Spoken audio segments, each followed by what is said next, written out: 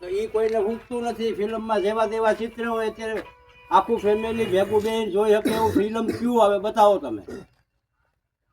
હે પેલાના ફિલ્મ તમે જોવો ઉપેન્દ્ર ત્રિવેદી, હે એ ફિલ્મ ક્યાં જાણે લાલાનું બીજું શૂટિંગ ચાલુ છે. એ બાબાજીના દીકરાને હું ધન્યવાદ દઉં કે વાહ બાવા વાહ, તે કરી બતાવ્યું દુનિયાને એકવાર.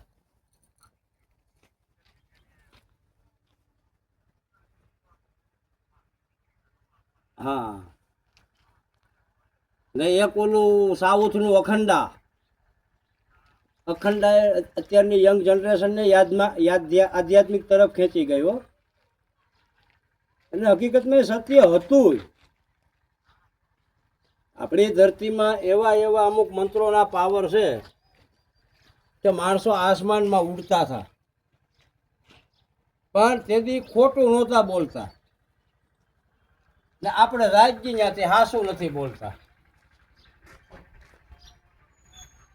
હા અરે પાડોશીના ઘરમાં રોટલા ન થયા હોય, ટપાકા ન સંભળાય તો એમ કહેતા જા તો આ શું છે.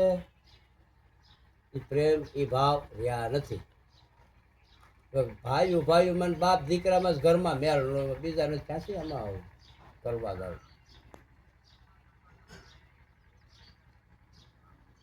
હા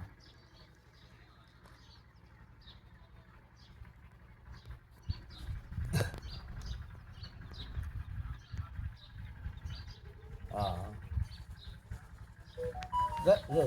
એટલે તો હું કહું સનાતન દુશ્મન સનાતની જ છે, બહારના થોડા છે.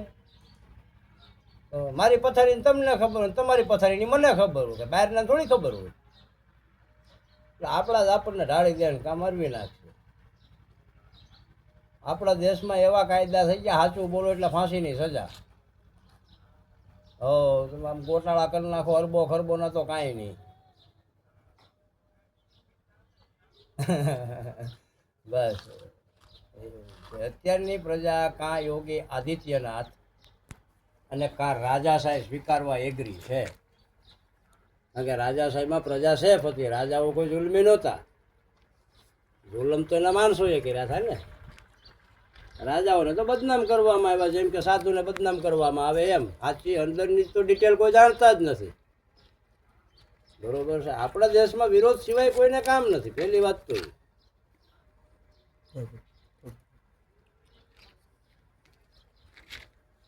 વધારે ભણાય એનો વાંધો નહીં, પણ વધારે ભણવામાં મગજ ન સટકી જાય એ ધ્યાન રખાય.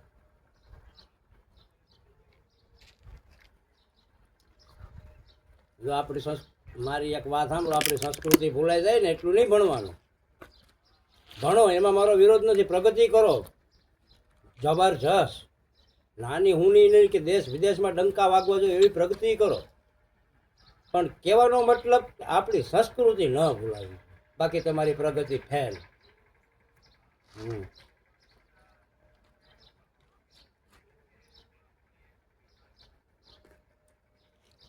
હવે ભગવાન મારું કાંઈ નક્કી ન હોય ક્યારે ક્યાં હોય.